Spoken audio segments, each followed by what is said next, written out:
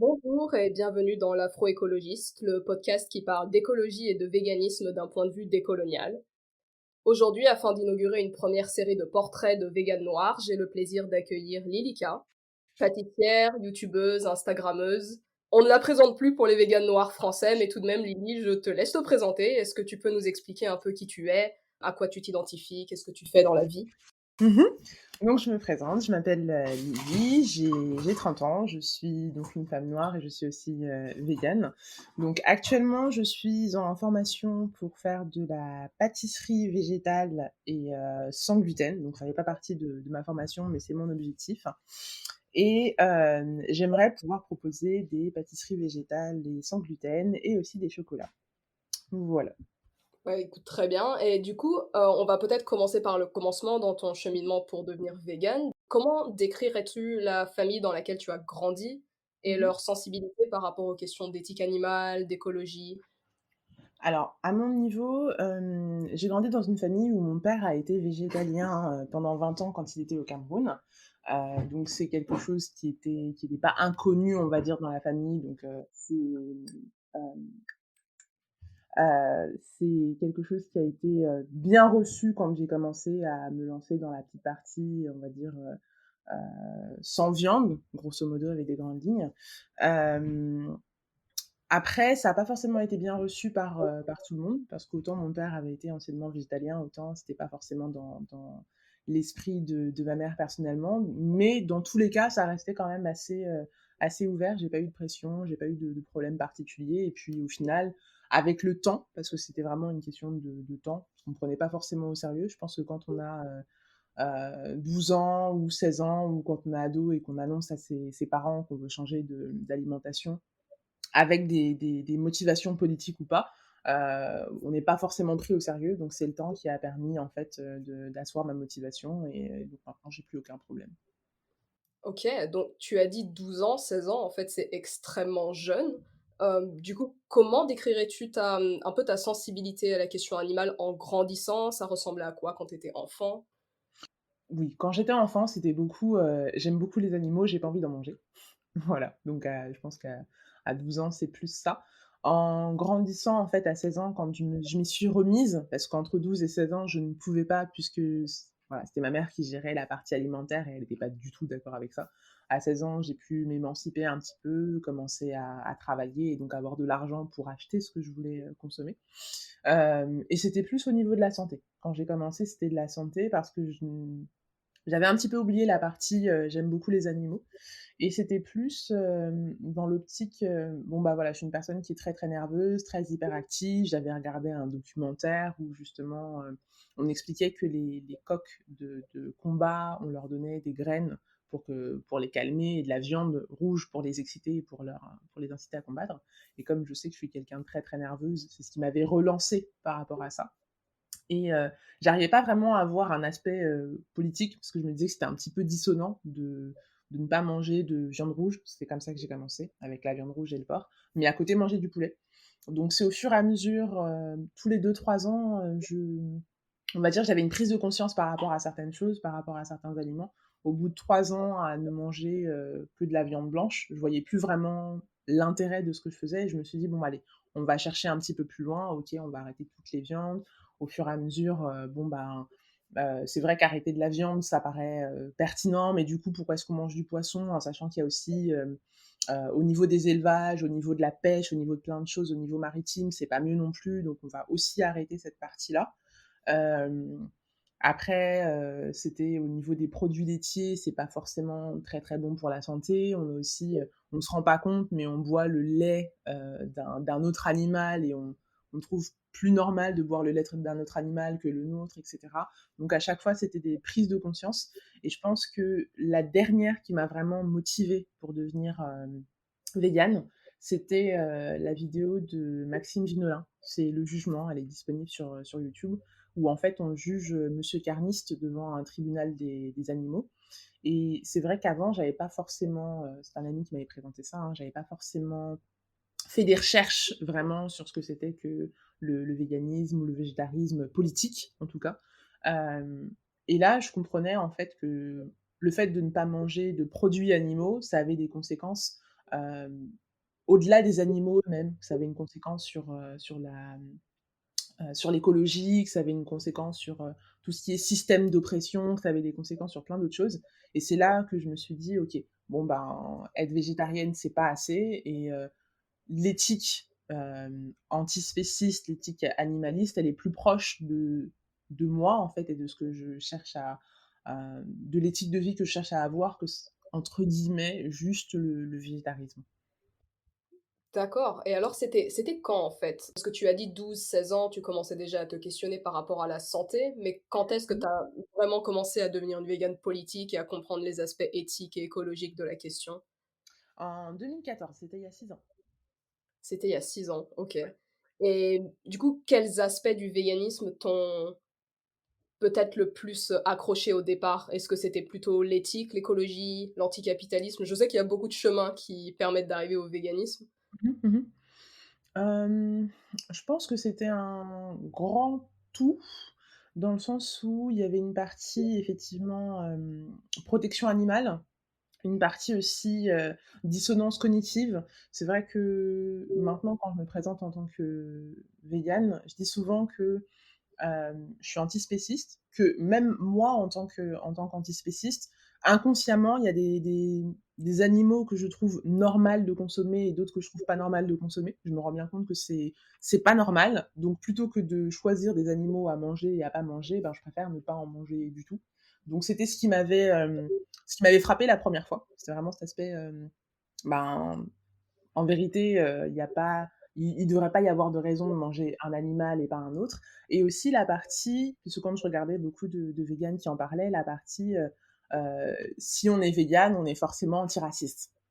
Voilà, je le résume grossièrement, il y avait aussi cette petite partie-là, hem, parce que j'arrivais à me connecter par rapport à ça, parce que je suis quand même une femme noire, donc je me disais: «OK, donc si on est végane, on est, antiraciste aussi. Si on est végane, on est anticapitaliste puisqu'on est contre, les grosses industries, les grosses sociétés qui veulent juste faire de l'argent et cetera». Donc j'avais vraiment l'impression que le véganisme, ça englobait tout.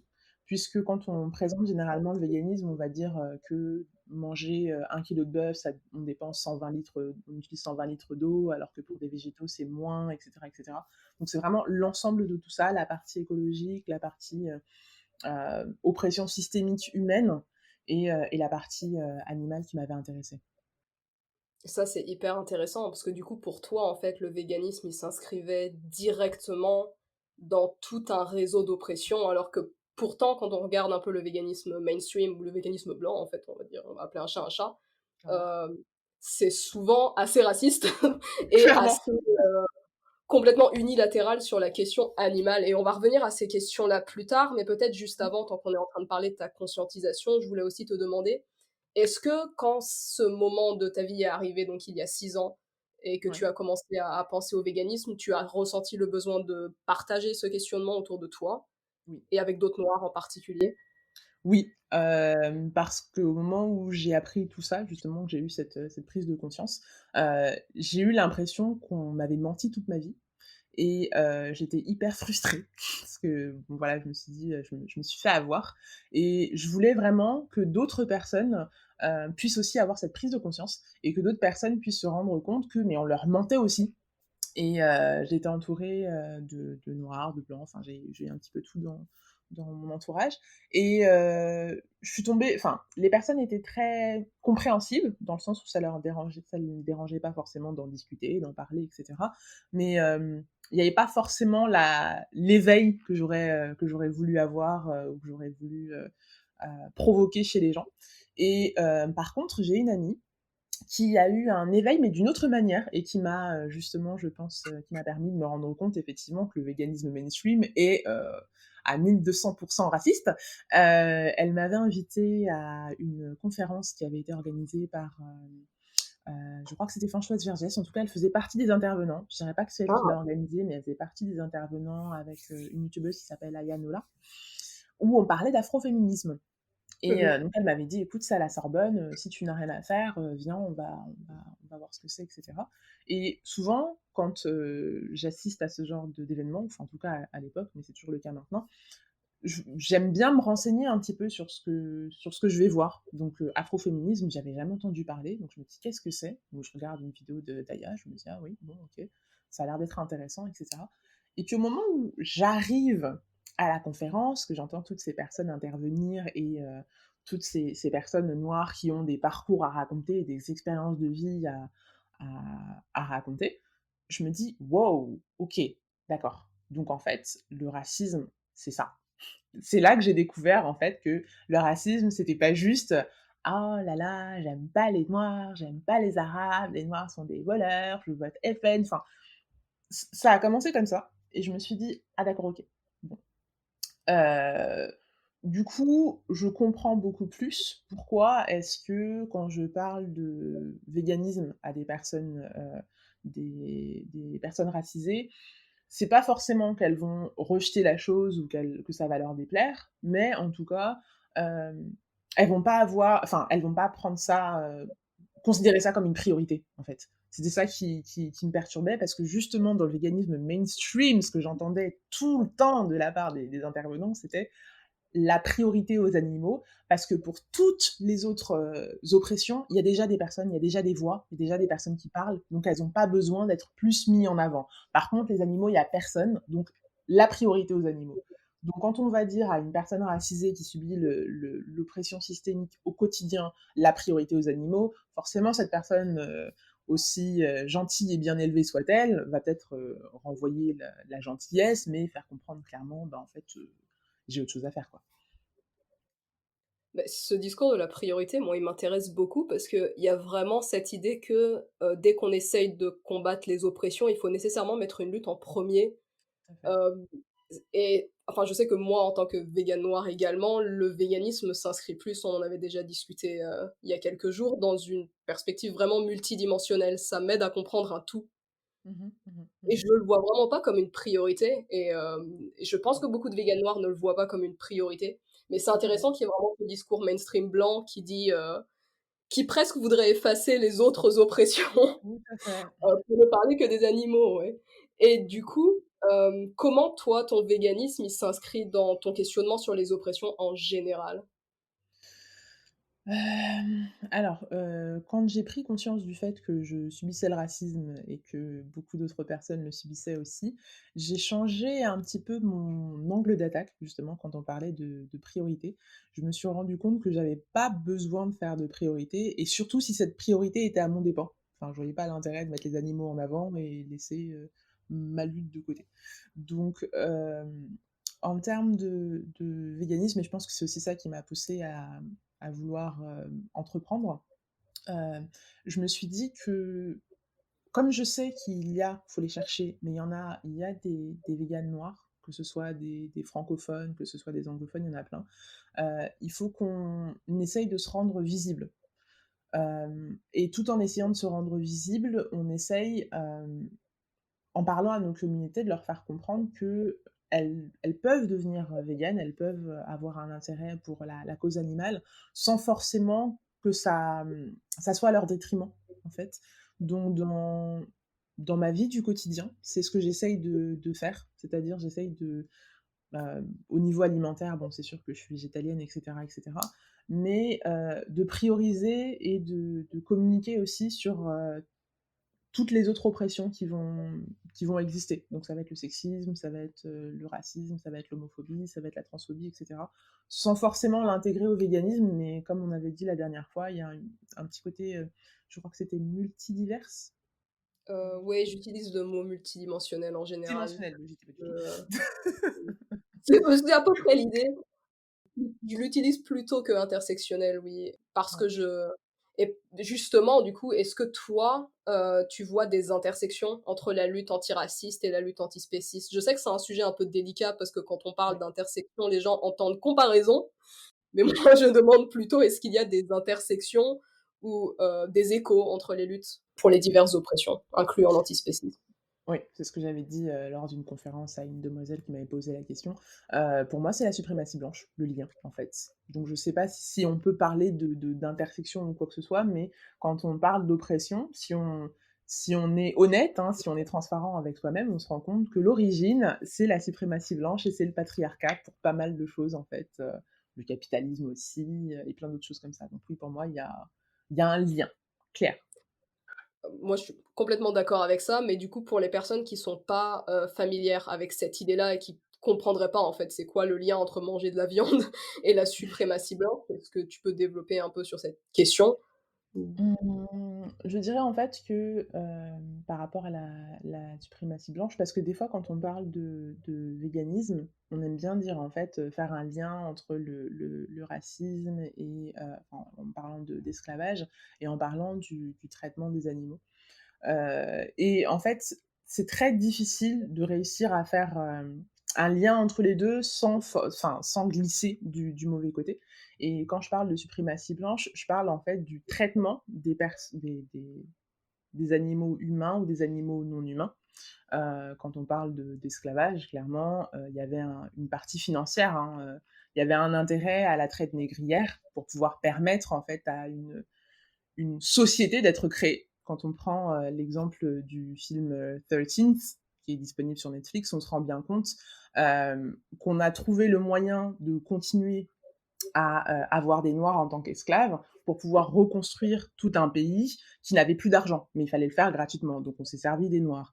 Donc, de la même manière quelque part, c'est toujours la suprématie blanche, le capitalisme, les personnes avec beaucoup de pouvoir, qui sont souvent blanches aussi, qui se sont dit un jour, bon très bien, on va s'inspirer du Fordisme où on a une voiture, enfin on a plusieurs pièces qui vont rentrer dans une usine et qui vont faire une voiture à la sortie. On va faire tout le contraire, on va prendre une vache, on va la couper en petits morceaux, on va la mettre sur le marché et ça va nous rapporter de l'argent.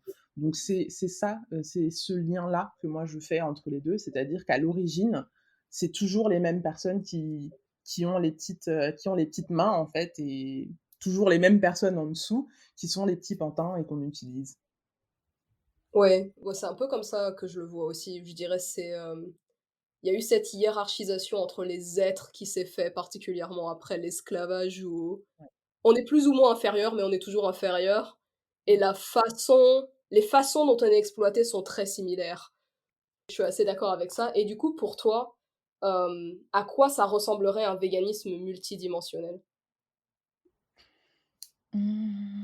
Pour moi, ce serait un véganisme dans lequel on laisserait la place à tout le monde et où,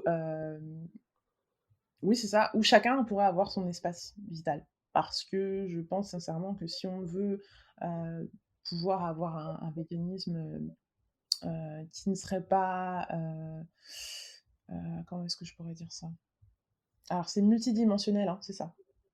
Moi, je dis voilà, je vais peut-être expliquer un peu pour les gens pourquoi j'utilise multidimensionnel, mais j'ai tendance à ne pas utiliser le mot intersectionnalité, Mmh mh. même si je pense que c'est un très bon cadre théorique, tout simplement parce que j'ai l'impression que les gens entendent, intersection dans le sens de 2 routes qui se coupent, mais qui sont, fondamentalement séparées. Donc il y a la route de l'antiracisme, la route de l'antispécisme et puis il y a un petit point au milieu où ils se croisent. Alors Mmh. que moi, je vois plutôt ça comme, une sorte de prisme où en fait, faut un peu appréhender les oppressions de tous les côtés pour Ouais. faire sens de ça en fait. Parce que un peu ce qu'on disait avant quand on disait le point commun c'est la suprématie blanche.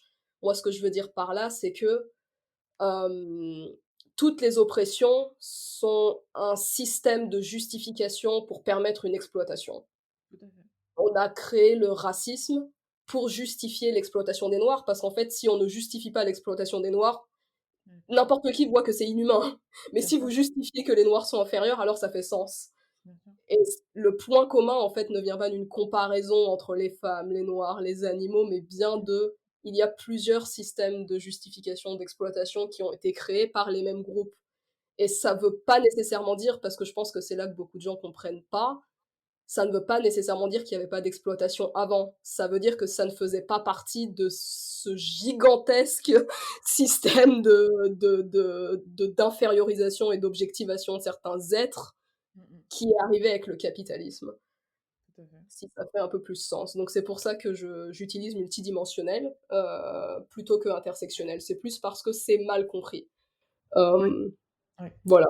Et puis c'est vrai que c'est un mot qui résonne aussi et que je trouve qui est, approprié par rapport au sujet. Donc pour un véganisme multidimensionnel, je dirais qu'en fait, il faudrait qu'il y ait de la place pour tout en ayant quelque chose d'inclusif et de non inclusif à la fois, si ça peut faire sens. Par exemple, j'évite d'aller dans toutes les conférences et dans tous les événements véganes, si je suis pas sûre qu'il y a pas des noirs là-bas, parce que tout en étant, végane et motivée pour la protection des animaux, j'ai aucune envie d'y aller pour m'exposer au racisme, en fait. Non, Complètement. ça ne me dit Donc pas. Ça ne me dit donc pas. tu fréquentes pas trop les milieux véganes blancs, en fait? Pas du tout. Ah, si je peux les éviter, ouais, voilà. Enfin, c'est un peu dommage parce que je peux pas, du coup, avoir une partie un peu activiste, parce que c'est vrai que j'aimerais bien, autrement qu'en discutant avec les gens, pouvoir aller manifester ou aller dans des événements et cetera. Mais les rares fois que j'ai essayé, même à Lille, bah, on se rend bien compte qu'on est tout seul. Ça fait quand même bizarre et que tout le monde nous regarde et cetera et voilà. J'ai pas forcément envie de m'exposer. Donc quand je dis, quelque chose de non inclusif, ce serait qu'on puisse se retrouver, entre noirs véganes de Lille, pour pouvoir discuter de cette question, pour pouvoir discuter de comment est-ce qu'on pourrait améliorer les choses à notre niveau, qu'est-ce qu'on pourrait faire, etc. Donc avoir un espèce de véganisme politique sans s'exposer à n'importe quelle autre oppression. Et si nécessaire, pour quelque chose de beaucoup plus gros, je sais pas, une marche mondiale ou une journée, quelque chose comme ça, voir si on ne peut pas s'arranger avec d'autres associations qui ne serait pas politiquement problématique, hein, parce que là aussi, ça c'était autre chose aussi que j'avais appris quand je suis partie en Belgique pour certaines associations belges véganes. À partir du moment où tout le monde est pour les animaux, c'est pas grave si ces personnes votent FN ou ont des points de vue d'extrême droite ultra problématiques tant qu'on se retrouve pour les animaux. Donc ça aussi, C'est c'est un autre. Et du coup, un peu dans cette même veine, moi, il y a quelque chose qui me je suis d'accord avec toi, hein, quand on va dans les milieux blancs, moi j'ai souvent l'impression de devoir laisser une partie de moi-même derrière Tout à et fait. de ne surtout pas aborder la question de la race, potentiellement avec certaines personnes, adresser la question du genre, mais surtout pas la race. Mais du coup, moi, ce qui me perturbe un peu, c'est qu'on a souvent l'impression qu'en fait, il y a très peu de véganes noirs. Ouais, On a souvent l'impression que les noirs sont plutôt opposés à cette question et en fait, statistiquement, c'est pas nécessairement vrai. Donc on n'a pas de chiffres en France, vu qu'on n'a pas de chiffres sur la race en France, d'accord. la France. Mais on a des chiffres aux États-Unis et on sait que les noirs américains, en termes de véganisme, c'est le groupe qui proportionnellement est le plus attiré par le véganisme. Je crois, on va peut-être pas me citer sur ça, je suis pas très sûre, mais il me semble que c'est une augmentation de 8% par an Mhm, pour les mhm. populations noires aux États-Unis. On sait aussi qu'il y a des traditions végétaliennes dans la Caraïbe. Il y a Ouais. des petites traditions végétaliennes aussi en Afrique de l'Ouest, et tu l'as dit toi-même, ton père était végétalien. Mm, mm, mm, mm. Alors, pourquoi est-ce que le véganisme, c'est un truc de blanc? Parce que c'est quelque chose qu'on entend, et pourtant, c'est pas vrai. Ouais, ouais. Malheureusement, c'est principalement pour moi la faute des médias, des réseaux sociaux et ce genre de choses, puisque quand on allume la télé dans les médias, enfin en tout cas les médias francophones, hein, parce que je parlerai pas pour les autres pays, on voit beaucoup, beaucoup, beaucoup de blancs. De façon générale, hein, pas forcément par rapport au véganisme, on voit beaucoup de blancs. Qu'on soit conscientisé ou qu'on ne le soit pas, je pense que on cherche quand même à être entouré de personnes qui nous ressemblent pour pouvoir vivre une expérience commune, etc. Et quand il s'agit de véganisme, dans les médias mainstream, on ne montre pas de personnes noires. Même moi, à mon niveau, comme on le disait tout à l'heure, si je sais qu'il y a un événement vegan mais qu'il n'y aura pas de noirs, j'irai pas. Donc Pareil. déjà, ça dans l'inconscient collectif, ça veut dire que voilà, ça appartient aux blancs, c'est la chose du blanc, alors que dans la réalité, c'est pas le cas. Aussi, quand on parle de véganisme et qu'on veut le rendre vraiment accessible à tous, on commence par la nourriture. Moi, j'ai remarqué qu'on va regarder de la nourriture végane, on va avoir, des pizzas, on va avoir des burgers, on va avoir mais rien de ce qui ressemble à ce que moi je prépare enfin moi je prépare en tout cas ce que je sais préparer de la cuisine camerounaise. Rien de ce que je prépare donc on peut même pas s'y reconnaître, ne serait-ce que dans la partie alimentation. On s'y reconnaît pas du tout. Donc je pense que c'est aussi pour ça que les gens, ben, généralement, quand ils parlent de véganisme, voilà, c'est forcément le blanc. Puis il y a aussi un petit côté un peu un côté un peu idéalisé, un côté un peu hippie, un peu fleur bleue où, on a aussi la possibilité en tant que personne blanche de se dire: «Bah non, mais moi j'ai envie d'être gentille, j'ai envie de faire le bien, j'ai pas envie de faire du mal aux animaux, j'ai envie de». Il y a aussi un petit côté, j'ai l'impression qui nous colle à la peau, qui est pas forcément qui est un stéréotype, mais qu'on a du mal à lâcher, hem que quand on est noir, on est forcément, pour les hommes, on est forcément viril, on est forcément fort. Pour les femmes, on a forcément un fort caractère, on n'a pas vraiment de docilité et j'ai l'impression que l'alimentation végétale, elle est aussi, liée à ça. Voilà, c'est si on mange, de l'herbe, C'est des vrai. feuilles d'herbe, des cailloux, des choses comme Mmh. ça, bah, on est un peu fragile, quoi et la fragilité, elle est blanche. Elle est pas noire, elle est pas racisée, quoi. Oui, puis c'est quelque chose qu'on peut pas s'autoriser aussi, hein. Je pense dans l'imaginaire des communautés noires, tu ne peux pas t'autoriser à être fragile, on te bouffe. Ouais, ouais et puis Et his oui. historiquement parlant, en fait, ça fait sens. J'ai eu un jour, une, conversation, si on peut appeler ça une conversation sur YouTube avec une femme blanche qui était venue pour me dire qu'elle avait sa belle-sœur qui était camerounaise et cette femme avait des troubles du comportement alimentaire et elle disait que sa belle-sœur n'arrivait pas à comprendre, l'origine de ces troubles parce qu'elle lui disait: «Voilà, moi je viens du Cameroun, nous on vit des difficultés et cetera. J'arrive pas à comprendre pourquoi toi, qui vient d'un pays occidental riche, tu trouves le moyen d'avoir des troubles du comportement alimentaire. Et elle disait, voilà, elle n'arrive pas à comprendre, elle n'arrive pas à comprendre, elle n'arrive pas à comprendre. Et je ne sais pas trop pourquoi est-ce que cette personne m'avait raconté cette expérience. Est-ce qu'elle cherchait un soutien, est-ce qu'elle voulait vraiment poser une question ou quoi que ce soit, mais j'ai fini par lui répondre qu'en fait, euh, historiquement parlant, on n'a pas eu le temps de penser à l'aspect psychologique de la chose. Est-ce qu'on se sent bien dans notre peau? Est-ce qu'on va bien? Puisqu'on n'était même pas sûr le lendemain d'être encore en vie. La priorité, c'était OK, il faut que demain, tu fasses tout ton nécessaire, ou en tout cas même aujourd'hui, pour que demain, tu sois encore en vie. Donc on n'avait pas le temps de penser à l'aspect psychologique, c'était pas la priorité. Ça, c'est quelque chose auquel on pense maintenant, parce que on va dire que nous, en tant qu'occidental, avec des grandes lignes, on a grandi en France. On sait qu'en France, la question du bien-être commence à se poser de plus en plus, la question du confort, la question du est-ce qu'on va faire un métier qui nous plaît, etc. etc. C'est notre génération à nous qui se pose ces questions-là. Et comme on a grandi dans un milieu où ça fait partie des choses qui sont importantes, on va réfléchir dessus aussi, on va chercher à se mettre à être bien et même à dire bon bah ok, je peux être une personne noire et ne pas être bien, ça va. Je peux être une personne noire et ne pas vouloir être forcément a strong woman. Ok, je peux avoir aussi mes faiblesses, etc. Mais c'était des choses, historiquement parlant, auxquelles on ne pouvait pas avoir accès et malheureusement, de génération en génération, c'est des choses qui se passent et qui se transmettent. Le côté, ok, sois forte. Je sais que tu as envie de pleurer, je sais que t'es pas bien, je sais que machin, mais là, pour le coup, faut tenir parce que sinon, en fait, si toi, tu ne tiens pas, mais c'est toute la famille qui s'écroule, en fait. Donc, il y avait aussi ce petit côté-là. C'est Et pour moi, ça. ça Mais compte c'est aussi. ouais, c'est aussi qu'on n'utilise pas les mêmes mots, hein, parce que moi j'ai vu des personnes dans la Caraïbe avoir des troubles du comportement alimentaire, mais on n'utilisera jamais ce qualificatif, d'une Moi part. aussi. Et je Ouais. pense aussi que parfois c'est aussi, on sait, hein, qu'il y a des gens qui vont manger beaucoup pour des questions émotionnelles ou arrêter de manger ou on sait inconsciemment qu'il y a des dépressions chez nous, hein, ça Bien existe. sûr. Mais c'est aussi que, des fois certaines femmes blanches vont chercher du réconfort auprès de certaines femmes noires. Oui, oui, Et je pense que beaucoup de femmes noires vont avoir une tendance à dire: «Mais en fait, heu, ça n'aura jamais une place aussi importante dans ma vie». bien Il y a il y sûr. a il y a aussi un refus, je pense, d'être la personne qui réconforte la personne en face, parce qu'en fait, on on a déjà tellement sur nos épaules et les gens veulent toujours en rajouter. Oui, Heu, du coup, je pense qu'il y a aussi cette dimension-là, mais et aussi dans ce que tu as dit, ce qui m'intéresse aussi, c'est tu as dit: «On a le droit de s'autoriser à être faible aussi».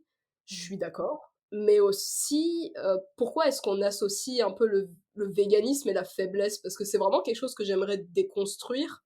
oui. Pourquoi est-ce qu'on associe s'autoriser à avoir de l'empathie comme de la faiblesse? Comme si c'était quelque chose qu'on n'avait pas le droit de se laisser ressentir, en fait. Pour moi, ça fait très, patriarcat et très virilisme.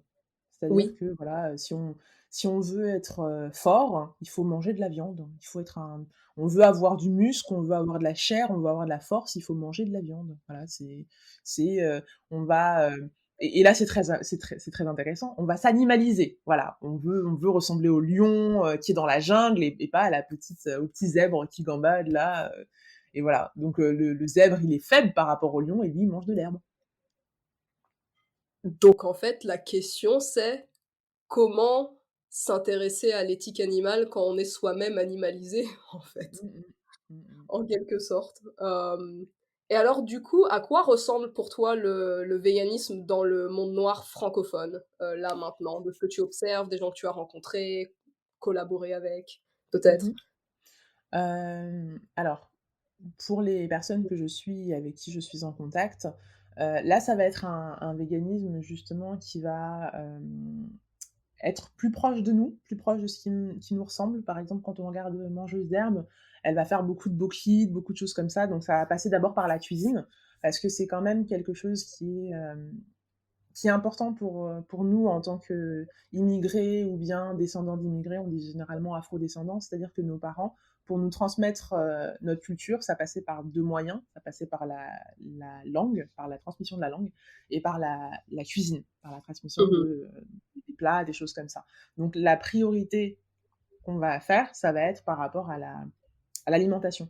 Oui, on peut être, végane et continuer à manger du ndolé, donc ça vient de chez moi. On peut être, végane et continuer à manger, je sais pas, un curry coco ou ce genre de choses, donc on ne va pas changer notre identité en devenant végane. Pour moi, ça, c'est ce qui ressort le plus de la communauté. On peut continuer à être des personnes, noires, tout en étant végane, et ensuite ça va être, d'essayer de créer un contact avec les autres personnes noires et les intéresser, en les faisant se questionner par rapport à la cause animale, par rapport au capitalisme, par rapport à toutes ces causes-là, mais pas forcément, en mode, on rentre dans l'art et on essaye de dire aux gens: «Bon, bah, regardez, la vidéo de Athlinks, regardez ceci». Vraiment juste en ayant un échange avec une personne pour lui faire comprendre, que ça pourrait être intéressant pour elle si jamais ça lui dit, de regarder un peu par-ci, par-là et la pousser à se questionner, en fait,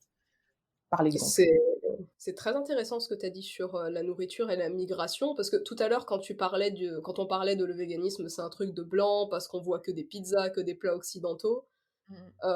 Je pense que oui, beaucoup de noirs, vivent le véganisme comme étant un espèce de d'assimilationnisme forcé, en fait. Il y a tellement une pression sur l'assimilationnisme, sur le manger français, sur on mange du saucisson, on boit du vin, voilà un peu les fameux apéros racistes qu'il y a en France. Mmh mh. Hem Qui sont, oui, plus anti-musulmans, hein, clairement. Mmh. Hem, on le vit comme un peu encore une manière détournée, d'essayer d'imposer un certain type de nourriture sur nous, en fait, qui ne nous Ouais. ressemble pas.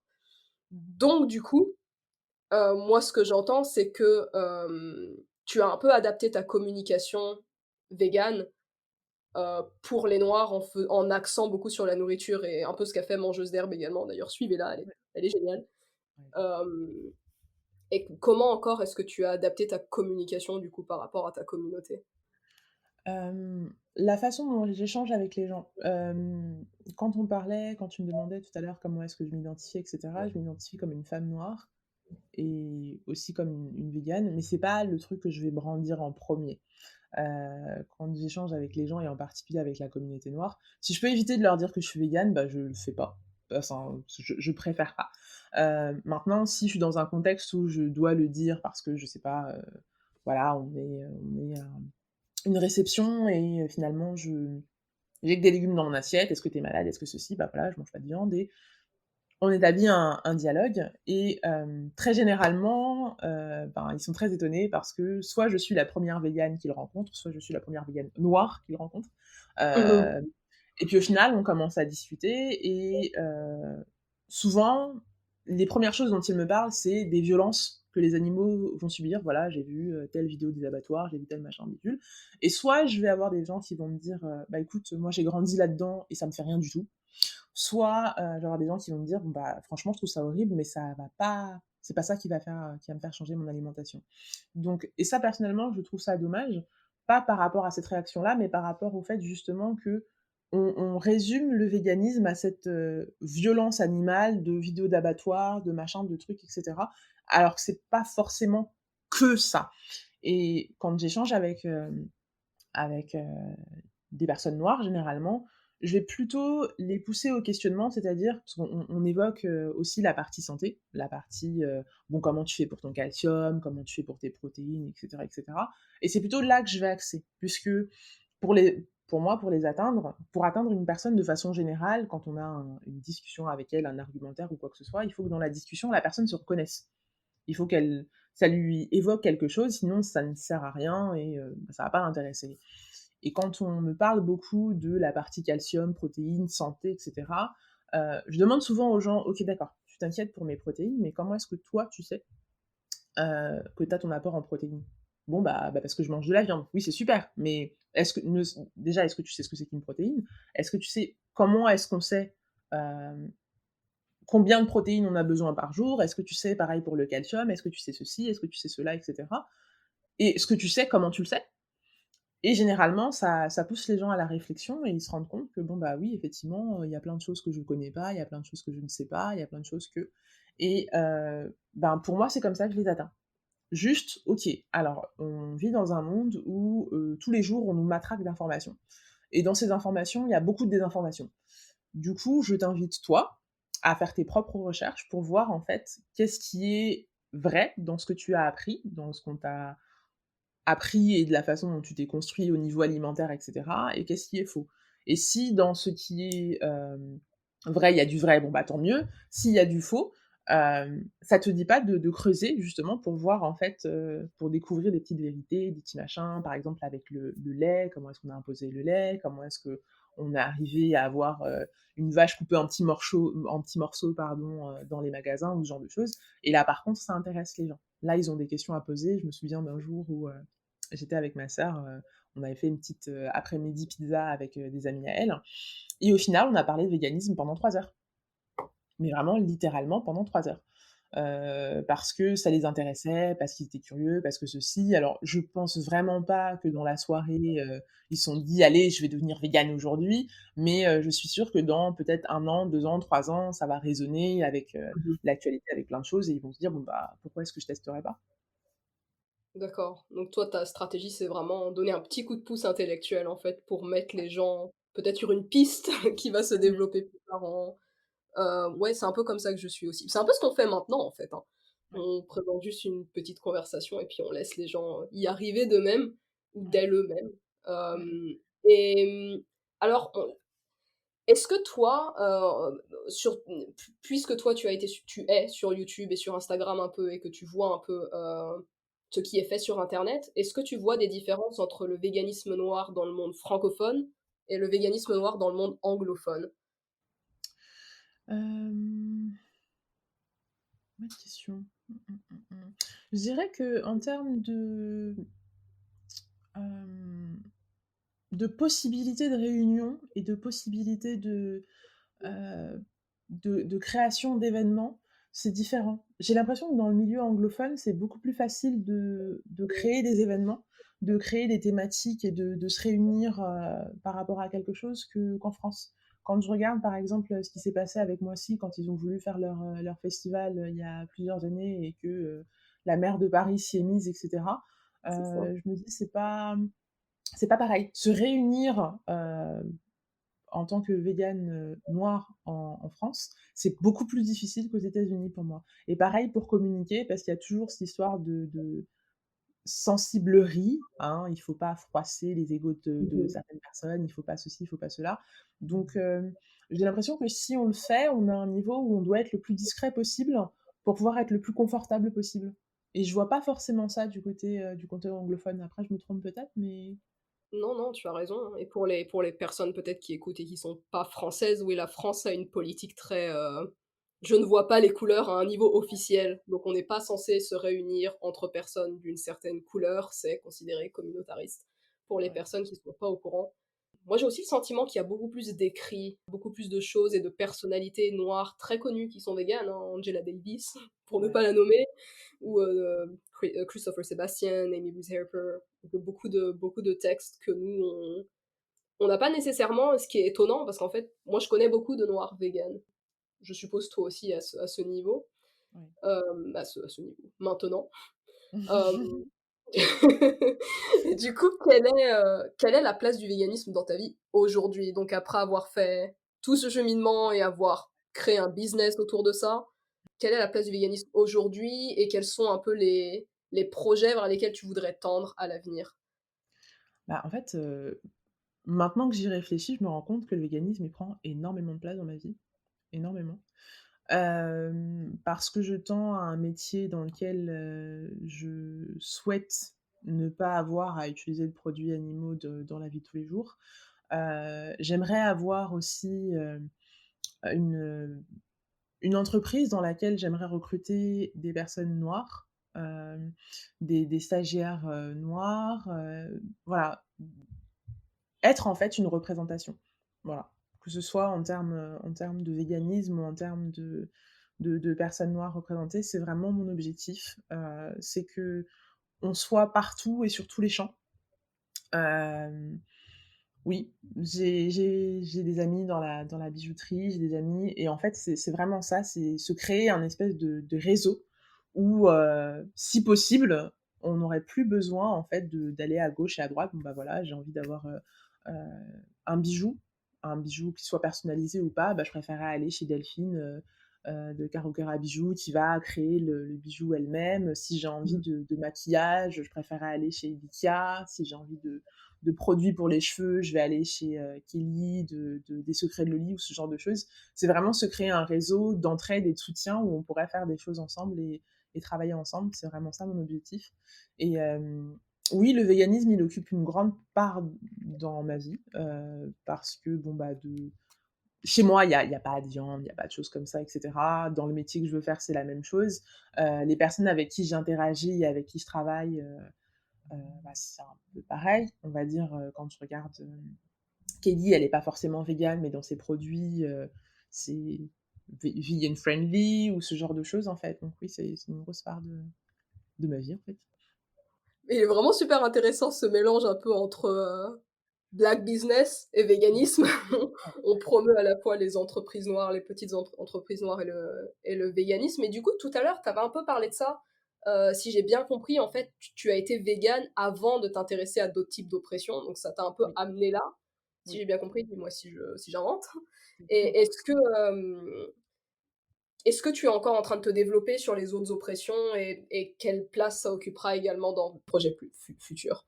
Oui, je suis toujours en train d'apprendre et de me déconstruire, parce que je pense que ça, c'est quelque chose dont on se rend compte quand on commence à regarder les oppressions et les luttes. On se rend compte qu'en fait, il y a énormément, énormément, énormément, énormément de choses à apprendre. On doit apprendre tout le temps, tout le temps. J'avais, il y a quelques mois, j'ai commencé à suivre en fait des chaînes, de personnes, transgenres. Là, j'ai vraiment l'impression de faire ma propre pub en mode: «Ouais, alors moi, je j'en suis à ce niveau-là». Ce serait ça, quelle catastrophe! Donc oui, on va dire globalement du coup, hem, j'essaye de plus en plus de, de regarder des chaînes, de regarder, pour voir un petit peu, en fait, à quelle hauteur, moi, je peux contribuer et quel équilibre je peux donner à tout ça. Comme je te disais tout à l'heure, offline, quand j'ai entendu: «Oh là là, tu vas faire du chocolat, mais tu sais, en Côte d'Ivoire, il y a de l'esclavage là-bas». Voilà. Oui, je vais faire du chocolat quand même. C'est-à-dire qu'en fonction des informations que je vais recevoir et de tout ce que je vais apprendre, je vais voir si, en fait, à ma hauteur, je suis capable d'appliquer cette chose-là ou si je ne peux pas.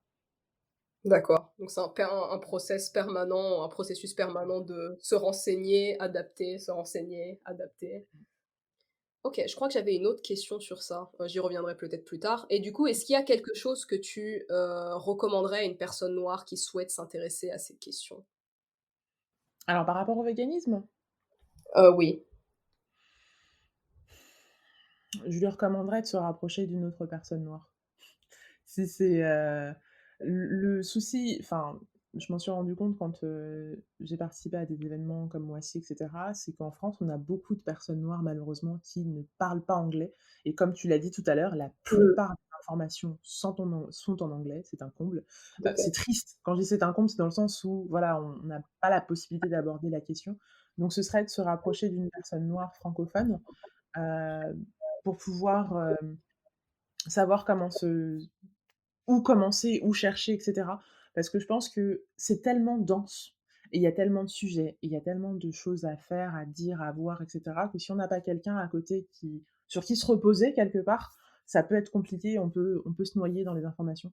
Parce que pareil, quand je regardais un petit peu tout ce qui concernait la cause antiraciste, j'ai très vite glissé aussi vers, tu sais, toutes les vidéos violentes où on voit des personnes qui se font agresser, des personnes qui et ça aussi, voilà, c'est comment en fait, se dire: «OK, d'accord, quelles informations j'ai besoin de connaître pour pouvoir évoluer de façon à être une personne, déconstruite, sans forcément me déconstruire, genre vraiment, m'atteindre, dans ma chair et dans ma dans ma psyché parce qu'il y a énormément de flux d'informations». Donc je dirais, ce serait de réussir à je sais que c'est pas facile, à trouver une personne qui pourrait, être un soutien.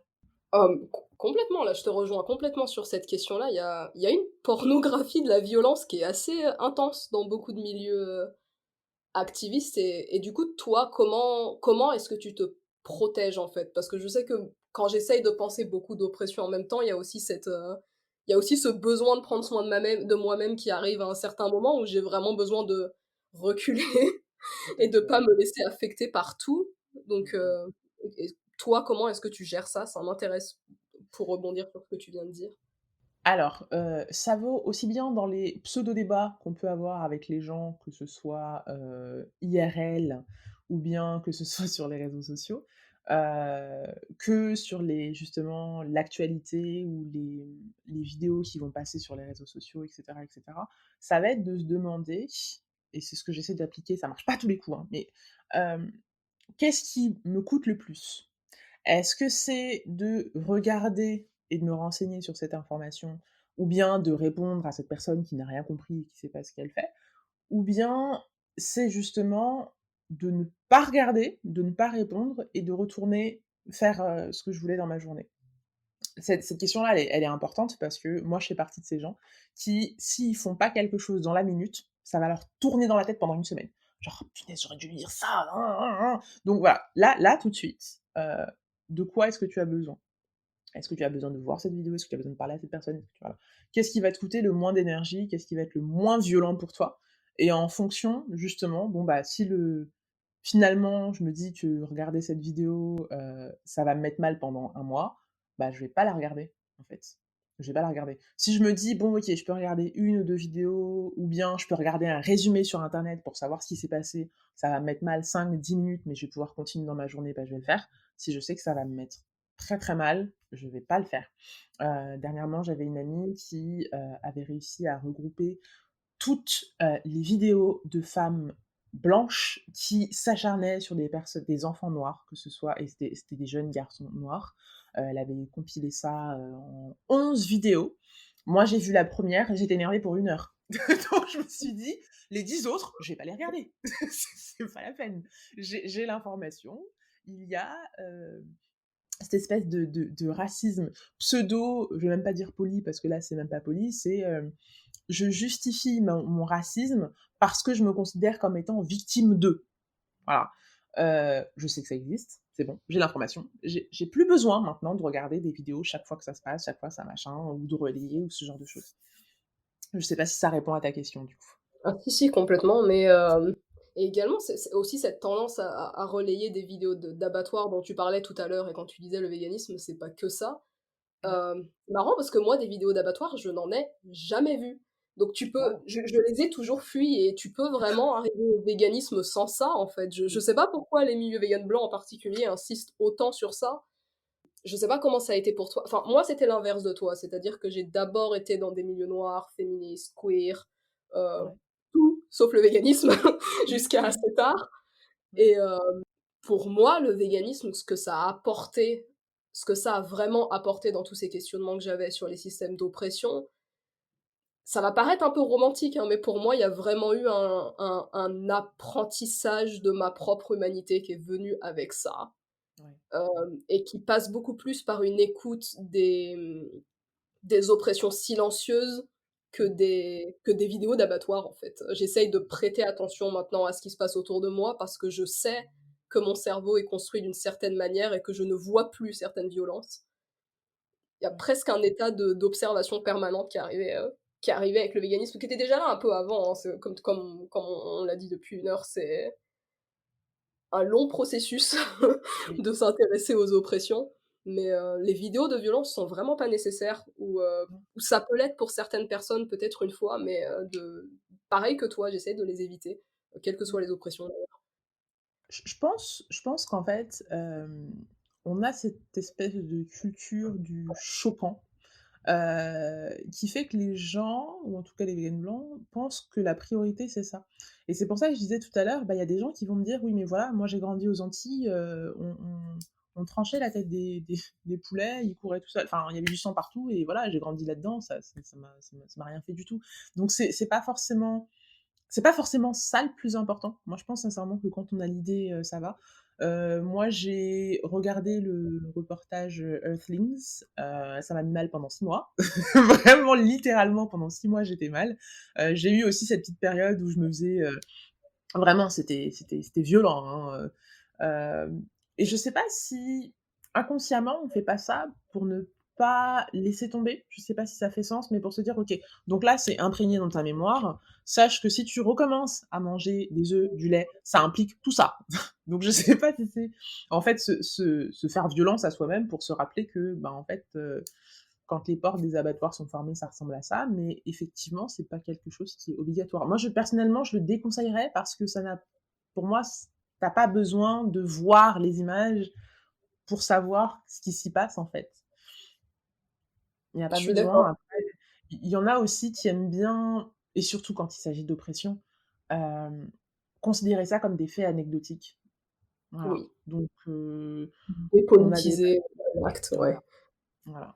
Donc on a des personnes, en termes de pour tout ce qui est, oppression animale. Je sais pas si tu avais lu le livre de Jean-Luc Daube, c'était, «C'est bête qu'on abat». Il Non, est disponible, en PDF. Ah bah, lui aussi, non, il je l'ai m'a pas lu. il m'a bien mis mal. Ça c'est alors c'est pas des vidéos, mais en gros, il a travaillé pendant une dizaine d'années en tant que je sais plus quel était son métier exactement, mais en gros, il devait aller dans des fermes agricoles ou bien, dans des abattoirs et cetera, pour s'assurer que tout se passait bien dans des conditions sanitaires comme il fallait, que tout était carré et cetera et cetera. Et il a vu beaucoup Mmh. de choses. Il a résumé tout ça dans un livre, qui est disponible gratuit en PDF sur internet, et au début, il explique vraiment, voilà, alors, pour ce qui concerne l'élevage des chevaux, ça se passe comme ça, l'élevage des cochons, des vaches et cetera, leur abattage, normalement, ça se passe comme ça, donc il y a toute une partie explicative qui est très franchement chiante, mais qui permet de comprendre la suite. Et au fur et à mesure du livre, ça devient de plus en plus gore. Franchement, je me souviens d'image, je me suis dit: «Oh mon Dieu, mais pourquoi?» Et je pense que c'est plus à titre informatif, dans le sens où, j'ai l'impression, en tout cas moi je l'ai ressenti comme ça, qu'au début, j'avais besoin de me justifier sur plein de choses. Comme je sais que quand il est question de ne pas manger de viande, les gens se demandent toujours: «Oui, alors, ton calcium, oui, mais tes protéines, machin». J'étais calée sur tout ça. C'est Je sais vrai, pas ouais. pourquoi, j'ai J'ai oublié eu parce cette que phase aussi. voilà, il fallait tout connaître par cœur parce que tu devais te justifier quand tu échangeais avec les gens. Et je pense que ce livre-là, c'est un peu la même chose, c'est quand tu échanges avec les gens, de pouvoir leur dire: «OK, non, mais est-ce que tu sais qu'en fait, ça se passe comme ça, comme ça, comme ça?» Mais une fois que tu as passé ce stade et que tu sais déjà ce qui se passe, bon, bah, peut-être que lire ce livre, c'est pas, voilà. Ouais. Savoir maintenant combien de protéines j'ai besoin par jour, bah, c'est plus vraiment, nécessaire, puisque je sais qu'à partir du moment où je mange des fruits et des légumes, avec du riz, des pâtes, tout ça, de toute façon, ce sera bon, quoi. Il y a vraiment parce que là, c'est vraiment il y a un double usage de la violence, là, moi, dans ce que j'entends. Parce que là, c'est une violence où, en fait, il va se servir de quelque chose de choquant pour expliquer ce qui est en train de se passer. Ouais. Souvent, quand je vois des vidéos violentes d'oppression, que ce soit des gens abattus ou que ce soit les vidéos de torture dans les abattoirs, j'ai l'impression que ça empêche de penser. C'est-à-dire qu'on te demande de faire quelque chose parce que tu es censé être touché au niveau de tes émotions, Tout à fait. mais ils vont pas nécessairement chercher à essayer de te faire comprendre dans quoi cette violence, elle s'inscrit et c'est un peu mon problème. Tout Parce à que, fait. comme on disait, en fait, le véganisme, pour nous, du coup, il s'inscrit dans une perspective multidimensionnelle sur les oppressions. Mmh. Et si tu te contentes de regarder certaines vidéos qui sont violentes, t'arrives pas nécessairement à ce raisonnement. Au contraire, ça peut même paralyser, j'ai l'impression. En tout cas, moi, c'est ce que ça me fait, ça me paralyse, Mmh mh. hem, complètement. Mais et du coup, est-ce que tu voudrais dire un mot pour la fin? Parce que ça fait déjà presque 1 heure et peut-être aussi, tu peux dire, aux gens où te trouver, où te Ouais. suivre, où acheter tes pâtisseries qui ont Mmh. l'air délicieuses. Suivez-la sur Instagram. Moi, les photos, j'en peux plus. Je les regarde, je bave. Donc est-ce que tu peux nous dire où te trouver? Je mettrai tout en barre d'infos de toute façon, mais Super. pour l'instant. Bah, justement, je voulais juste rebondir, avec ce que tu disais par rapport, aux animaux et à la violence qu'on subit. Une dernière ligne là-dessus. Je pense Mmh. aussi que c'est ça qui fait que les gens ne voient pas le lien entre ça et en fait, l'antiracisme. Dans le sens où pour eux, l'esclavage c'est fini, les personnes noires ne sont plus torturées et cetera, contrairement aux animaux. Du coup, bon, bah, oui, mais il y a pas de rapport en fait. Pourquoi est-ce qu'on parle de d'antiracisme? Pourquoi on parle de sexisme? Pourquoi on parle d'homophobie, de transphobie dans le véganisme alors que, bah, c'est des animaux qu'on massacre dans les abattoirs, quoi? Je pense qu'il y a aussi, C'est ça. ça doit jouer aussi. Oui, on entre dans une logique de comparaison directement. Ça doit Ah aller mais on aussi. vous fait pas ça à vous? Voilà, c'est ça. Donc il y a pas de problème. Donc voilà, je voulais juste rebondir là-dessus. Alors, où me trouver? Sur Facebook, Lilika. Pour la pâtisserie, donc c'est Végéta avec un point Eli, comme tu as dit, tu mettras les infos. Donc moi, tout le temps, j'essaye d'innover et de proposer d'autres pâtisseries. Donc, comme je le disais dernièrement, j'aimerais végétaliser, la pâtisserie française pour le moment. C'est là-dessus que je me penche. Après, j'aimerais aussi végétaliser, toute la partie cuisine et voir comment est-ce que ça va évoluer en plus de la chocolaterie et cetera et cetera. Donc, si on souhaite commander des petites pâtisseries, il y a pas de problème, c'est sur Instagram ou bien sur Facebook et pour le moment, je me limite à la région lilloise, mais je vais commencer à prévoir, quelques petits trucs. Il suffit juste de me suivre, pour justement avoir une zone géographique, plus étendue, au niveau de la France, directement métropolitaine. Écoute, ces projets ont juste l'air géniaux, donc celles qui ne connaissent pas Lily, jetez un coup d'œil à la barre d'infos et suivez-la sur les réseaux sociaux. Merci Lily d'avoir accepté cette invitation pour parler d'un sujet qui est encore bien souvent difficile à aborder. Ça a été très instructif pour moi en tout cas, et j'espère que ça l'a été pour les auditeuristes également. Si vous avez aimé cette conversation, n'hésitez pas à aimer la vidéo, à vous abonner, à activer la petite cloche, et je vous dis à bientôt pour une nouvelle vidéo.